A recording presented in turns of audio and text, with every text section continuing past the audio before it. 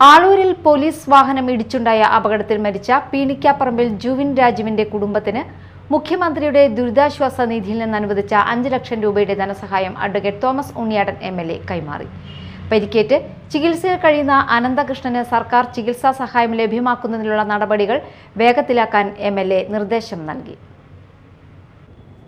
ആളൂരിൽ police വാഹനം ഇടിച്ചുണ്ടായ അപകടത്തിൽ മരിച്ച പീണിക്കാപ്പറമ്പിൽ ജുവിൻ രാജുവിന്റെ കുടുംബത്തിനാണ് മുഖ്യമന്ത്രിയുടെ ദുരിതാശ്വാസ നിധിയിൽ നിന്ന് അനുവദിച്ച 5 ലക്ഷം രൂപയുടെ ധനസഹായം അഡ്വക്കേറ്റ് തോമസ് ഉണ്ണിയാടൻ MLA കൈമാറിയത്. അപകടത്തിൽ ഗുരുതരമായി പരിക്കേറ്റ് ചികിത്സയിൽ കഴിയുന്ന തയ്യിൽ അനന്തകൃഷ്ണന് സർക്കാർ ചികിത്സാ സഹായം ലഭ്യമാക്കുന്നതിനുള്ള നടപടികൾ വേഗത്തിലാക്കാൻ ആവശ്യമായ രേഖകൾ എത്രയും പെട്ടെന്ന് സർക്കാരിന് കൈമാറണമെന്ന് റവന്യൂ ഉദ്യോഗസ്ഥർക്ക് MLA നിർദ്ദേശം നൽകി. ജുവിൻ രാജിൻ്റെ മരണം ഉണ്ടായി. ആ മരണമുണ്ടായ കുടുംബത്തിന് സംസ്ഥാന സർക്കാർ അനുവദിച്ച 5 ലക്ഷം രൂപയാണ് എൻ്റെ ചെക്കാണ് ഞാൻ കൈമാറിയത്. കൂടാതെ വളരെ ഗുരുതരാവസ്ഥയിൽ ആശുപത്രിയിലായിരിക്കുന്ന അനന്തകൃഷ്ണന് അദ്ദേഹത്തിൻ്റെ ചികിത്സാ ചെലവുമായി ബന്ധപ്പെട്ട്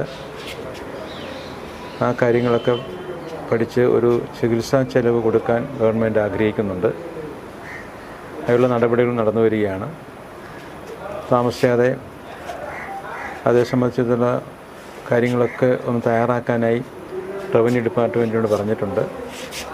അവരിന്നും നാളെയായി അതേ സംബന്ധിച്ച് അനന്തകൃഷ്ണൻ്റെ ചികിത്സ കാര്യങ്ങളെ സംബന്ധിച്ചിടത്തോളമുള്ള ഒരു ഡീറ്റെയിൽസ് കളക്ടർക്ക് സമർപ്പിക്കും. കളക്ടർ അത് ഗവൺമെൻറ്റിന് സമർപ്പിക്കും.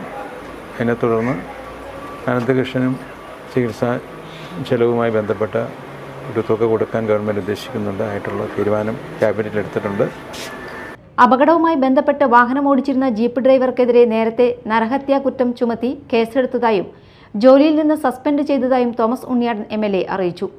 ജുവിൻ രാജുവിന്റെ വസതിയിൽ നടന്ന ചടങ്ങിൽ Aloor panchayat president Rosly Francis, vice president PC Shanmukhan, block panchayat vice president Baiju Edathadan, Chalakudy tahsildar KA Jacob, deputy tahsildar TB Antony, village officer TR Ejeesh എന്നിവരടക്കം ജനപ്രതിനിധികളും റവന്യൂ ഉദ്യോഗസ്ഥരും പങ്കെടുത്തു. Media time, Aloor.